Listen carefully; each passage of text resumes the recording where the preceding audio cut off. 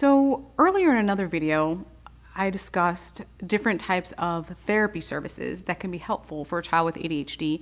There's also a couple of alternative treatments for ADHD. And I say alternative treatments because while there is no cure at this time for ADHD, there are some things that some parents have found helpful to help with ADHD. One of those is one of my favorites, yoga. And yoga can be very helpful to provide a place where children can learn deep breathing, where they can learn mindfulness techniques. They can learn on focusing on their breath and trying to stay in the moment to really help them when they're feeling inattentive or when they're feeling impulsive or being hyperactive. And there's some schools actually that have incorporated yoga, which is really exciting news, to help with the social emotional learning piece. So think of yoga as a way, if your child is open to it, as a way of helping your child to deal with ADHD symptoms. But remember, we're not talking about a cure. We're just talking about one tool in your toolbox to really help children, again, to focus on their breathing and to help them with the symptoms that they may be having. Now, a lot of times when people think about yoga, I've been fortunate enough to do yoga for almost 15 years, and I personally know there's many, many benefits. I've seen the benefits of yoga for children as well from the parents that have told me. But one of the myths about yoga is that you have to be the most flexible person or that you have to do all these strange poses that you may see online. But just know that's not really what true yoga is. And it's really a focus on learning more about you. It's something that, again, many children are starting to utilize.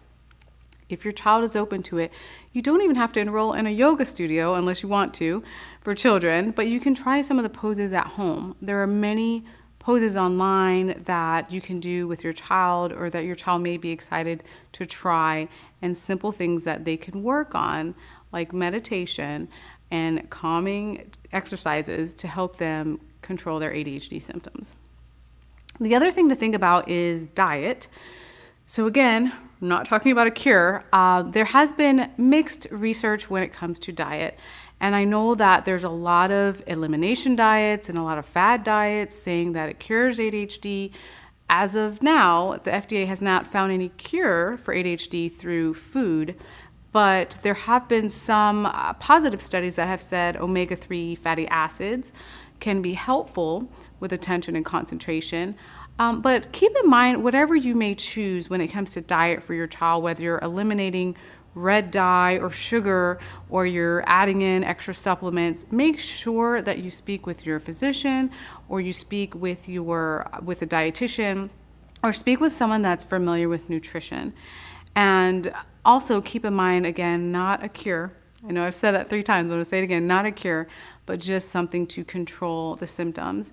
And also, what I want you to keep in mind is, even though a study may say that it doesn't work for 98.9% of children, you really don't know if your child is in that small, extremely small range of someone who it could help.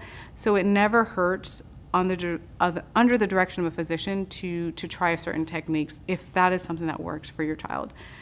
And the last thing to think about is exercise and sleep.